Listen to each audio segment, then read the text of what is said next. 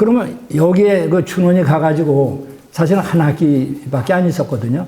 한 학기 있는데 되게 아주 차를 마시고 그 차에 대한 글도 거기서 많이 썼어요. 그 다음에 이제 그 자기가 불경을 읽고 또 연불하고 그냥 또 스님 생활도 철저히 하고 그리고 애들 가르치고 그 나머지 시간은 제일 그분이 일기에다 많이 쓴 게 산보예요. 근데 봉선사 뒤가 그 천하의 밀림 아닙니까? 지금 광릉숲이라는 게 지금 우리 수도 서울의 폐라고 할 정도니까 그냥 거기에 그 당시 일기를 많이도 안 썼고 9월에 28일에 일기를 썼는데 거의 그 속에 혼자 걷는 거에 됐었습니다.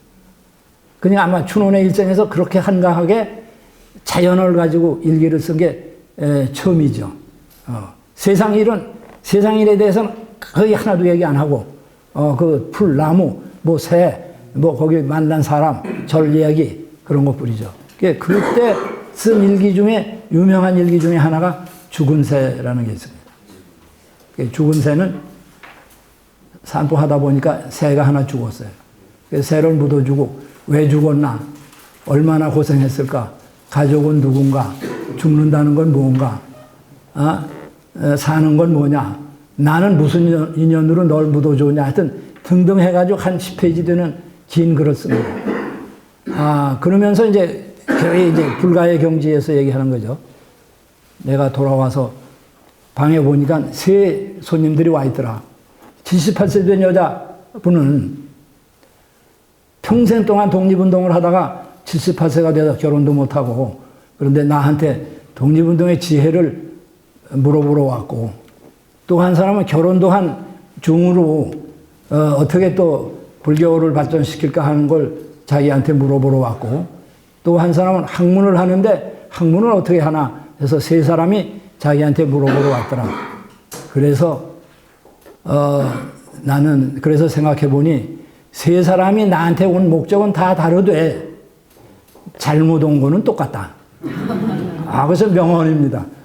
역시 문학하는 분들이 달라요. 잘못 오기는 똑같다. 그 말로서 죽은 새를 묻어준 얘기를 해줬다. 그게 그 문장의 끝이거든요.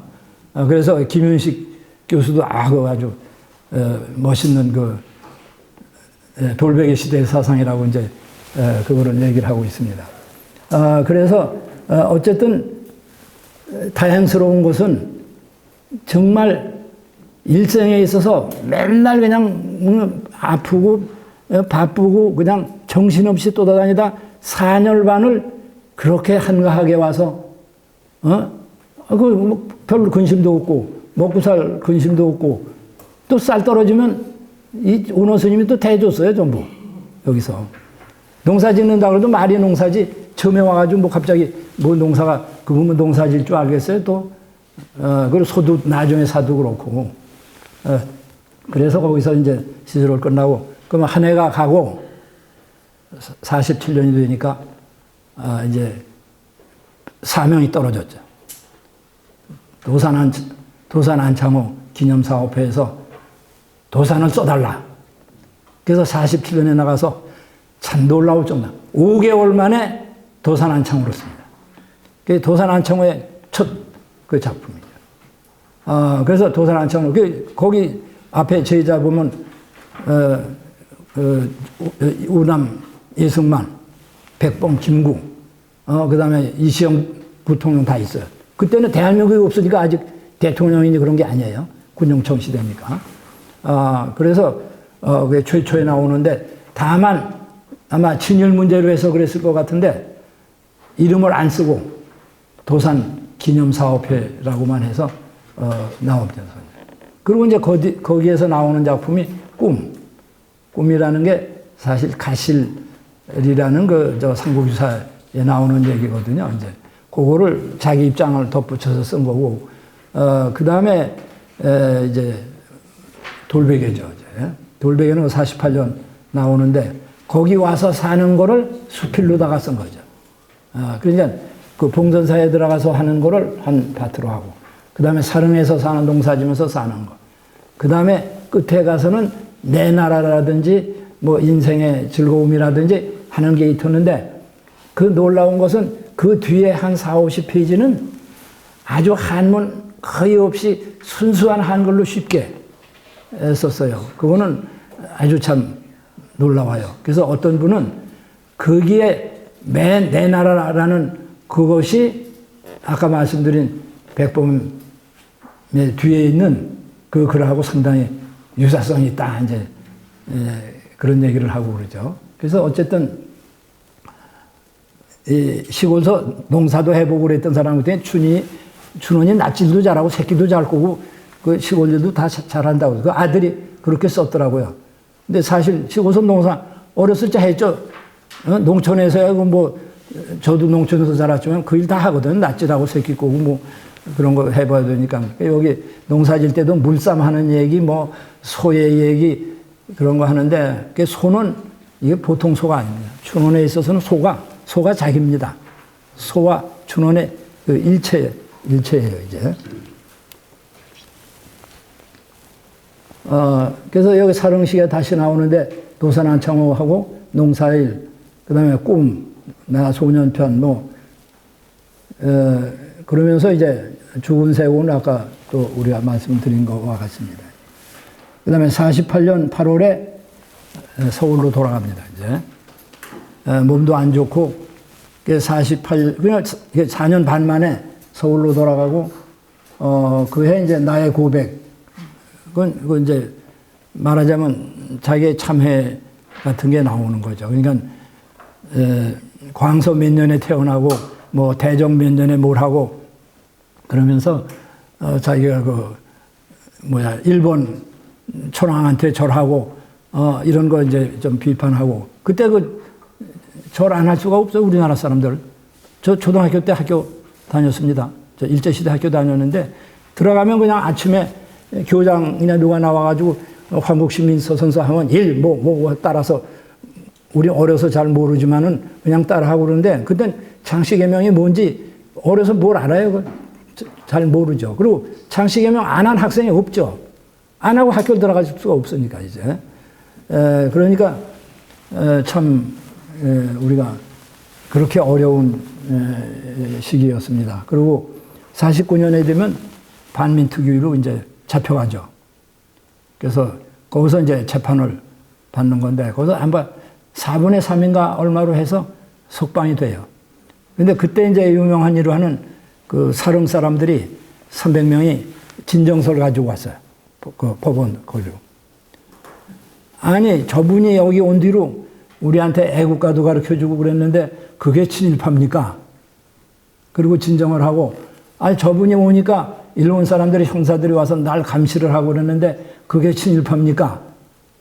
그러니까 그 법원 있는 사람들이, 에이, 농사들이 와서 농사나 짓지 뭘 안다고 와서 그러냐고 쫓아보냈다고 그러고. 그 다음에 그 아들이, 이영근이가 그냥 손을 깨물어가지고 혈서를 썼어. 그래서 우리 아버지 지금, 폐병 몇 기인데 제가 대신 복역을 하겠으니 아버지를 수록시켜달라고. 근데 어쨌든 간에, 무죄로 이제 석방이 됐죠, 이제. 그래서 49년에 그 난리를 치고, 그리고 이제 꿈이라는 그 책이 그냥 아주 잘 팔려서, 그리고 이제 아주, 참 오래간만에 평화로운 가정을 이루었던 49년인데, 50년에 2월 달에 이제 생일 파티를 했는데, 그때 춘원에 고향에는 친척이라는 게 은호 스님밖에 없어요. 은호 스님이 그때도 갔다 왔단 말이에요. 그 부인 쪽이나 서울에 이제, 그쪽 사람들은 많고 그러고. 그리고 아시다시피, 50년 7월 달에 북한으로 잡혀가고, 북한에서 이제 병이 들어서 나중에 확인됐지만은 그 공부할 때 친구였던 벽적 홍명희가 부수상이었는데, 좀 도와달라고. 그래서 아마 병원에 입원하고 그랬는데, 먹어서 이제, 결국 죽었다고 그러죠. 그런데, 그거를 그 아들이, 나중에 미국의 교수였거든요.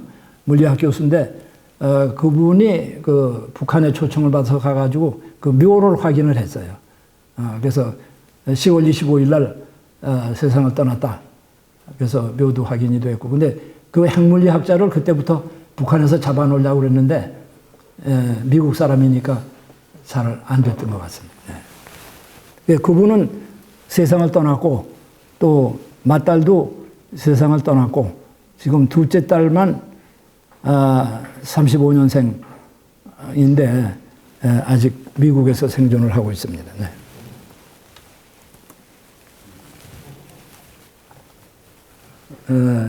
그래서 이거는 운호 스님이다 하십니다. 그럼 해방이 되니까 춘호는 난리가 났지만은 운호 스님은 신났죠. 이제 세상이 됐죠. 그래가지고 스님을 했지만은 이제 독립운동을 정치를 하려고 다시 서울 가서 조선혁명당 교육부장을 했거든 전에. 조선혁명당을 하려고 그러다가 보니까 안 되거든 정치를. 아무리 못해도 스님 30년을 했는데 정치가 되겠어요? 그냥 그만두고 돌아와서 이제 경기도 교무원장을 하다가 이제 그 학교를 이제 세우고 그런 거죠. 아까 말씀드린 대로. 그래서 그분의 일생은 거기서 이제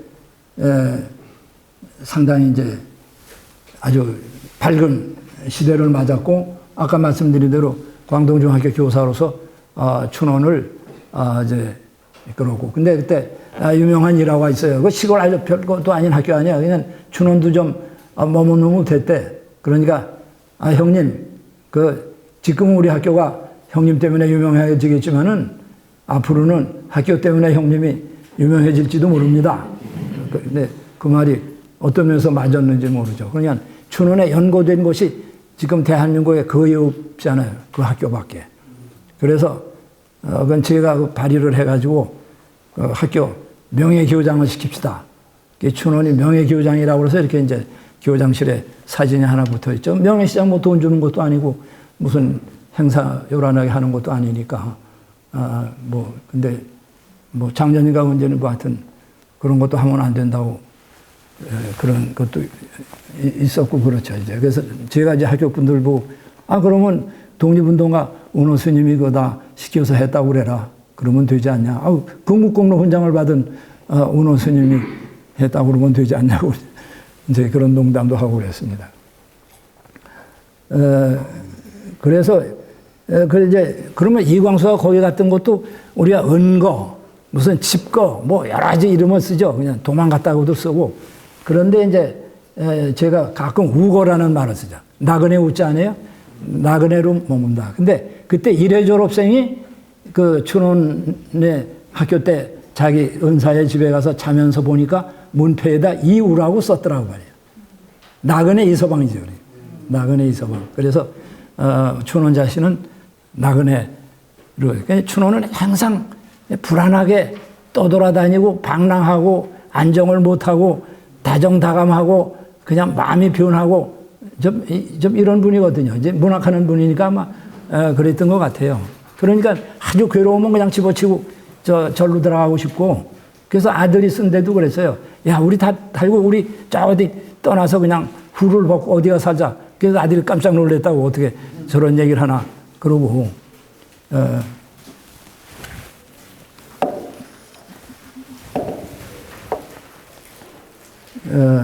이제 여기서 요 광동 그 봉선사 여기 이제 위에 있는 게 전쟁통에 불이 나가지고 다 탔습니다. 봉선사가. 그리고 요 밑에 있는 거는 종인데 그 종이 보물 397호였는데 이번에 국보로 금년에 성격이 아마 얼마 전에 됐습니다. 그리고 이제 아주 이 스님도 그냥 학교 불탔고, 절도 불탔고, 그리고 이분은 6.25 때 인민군이 나왔을 때도 불교적인 입장에서 아주 잘 대해줬어요. 네? 학교도 보호할 거고. 그러니까 구입할 수복이 되니까 그때 저도 겪었는데 무서웁니다. 그때는 경찰도 없고 법이 없을 때예요. 그냥 치안대라는 데서 그냥 그 시대 나쁜 짓 했다가는 그 자리에서 쏴주기도 하고 우리 그냥 이웃에서도 막 잡혀주고 그럴 때인데 그 운원 스님도 잡혀서 총살 직전에 도달한 거예요. 그 법원이 아니에요. 그냥 창고나 갖다 가두고 멈추고요. 같이 있던 분이 얘기를 하는데 스님 나오시오. 그러니까 아이고 저 양반 죽었구나. 그랬는데 경찰서장이 뒤도 돌아다주지 말고 그냥 남쪽으로 뛰십시오. 그래서 저 청룡사 여기 청룡사라고 되어 있는데 청룡사죠. 근데 그리고 도망을 가서 그래가지고 남쪽으로 간 거예요. 그런데 그분하고 잘하는 청룡사 주지에 잘하는 사람이 양조 경찰서장이 왔어요. 그분이 살려낸 거예요. 그냥 아주 처형 직전에 살아나가지고 남쪽으로 이제 도망을 가서 그래서 9년 동안을 통도사 이런 데 있다가 59년에 돌아오니까 잘했죠. 그렇지 않으면 희생이 될 뻔했죠, 이제. 그래서 주로 이제 통도사에 많이 가 있었는데 거기서 한국 독립운동사를 그 김성학 이런 사람들하고 원고로 쓰고 또 편찬하며 놀라운 일이죠. 그게 전쟁통입니다, 전쟁. 전쟁통에 그걸 했어요. 그래서 아마 여러분이 받으신 책에 보면 그 원고가 있어요, 친필. 그 제가 가지고 있는데 그 당시 그 편찬위원회의 원고지 누가 김성숙에 대한 그 원고인데, 예. 그리고 이분은 그때도 틈틈이 이제 그 번역을 하는 겁니다. 불경 번역을 하고 또 전국의 유명한 사찰로 다니면서 또 강의하고, 그러면서 또 유명한 것은 우리나라 최초의 불교사전을 만듭니다. 놀랍습니다. 그 불교사전에 처음에 나온 거 보면 말을 어떻게 한문만 하면 그렇게 쉽게 써요. 편애니, 예? 지은이, 여건이, 예? 편자, 무슨, 저자, 이렇게 안 쓰고, 그렇게 쉬운 말로, 쓰면서, 이제 합니다. 그리고 이분이 이제 64년에 가면 번역을 해야 되겠다, 불경. 그래서 동국대학교에다 동국역경원을 만들어서 역경원장 겸 역경위원장을 해가지고, 이제 정식으로 불경을 번역해 나가는 거죠. 네. 그래서 이분이 세상을 떠날 때, 결국은 3분의 1 정도 완성이 됐는데, 이분의 수제자 오른 스님이 작년에 세상을 95세로 떠났지만은 그분이 맡아서 2001년에 끝을 냅니다. 그래서 저쪽에 그 위에 있는 게 불교 사전이고 그 밑에 있는 거는 그 오른 스님이 그 번역된 경전 앞에 서 있는 그런 모습입니다. 아마 그 책 속에 들어있는 거는 보다 더 많은 사진들이 그 안에 이제 그래서 우리가 이제 마지막으로 생각을 해봅니다. 그 준원 이광수라는 사람은 무정, 흑, 이런 여러 소설을 통해서 한국 현대 소설을 시작한 선구자들. 그 다음에 언론 잡지들을 통해서 우리가 한국 그 문학 전통 수립한 사람. 그 다음에 마이태자 단종회사 이순신. 그래서 우리 역사를 대중화시키는데 또 공헌한 분이 말이에요.